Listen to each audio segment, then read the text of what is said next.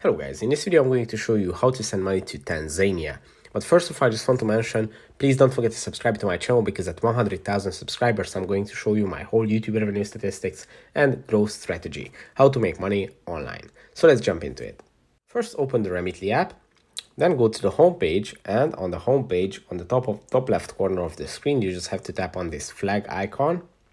Then in the search bar, just type in Tanzania.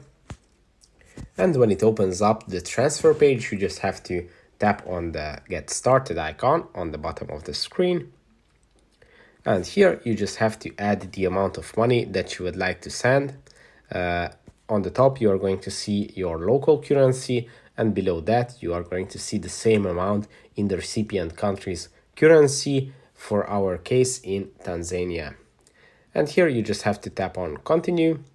And you are going to see some of the mobile money options for Tanzania that are available on Remitly. Now just choose the one that you wish to. Here you have to add the first name, middle name, if this is optional, and the last name of the recipient. Here you have to add the phone number of the recipient. So let's type in a fictional phone number.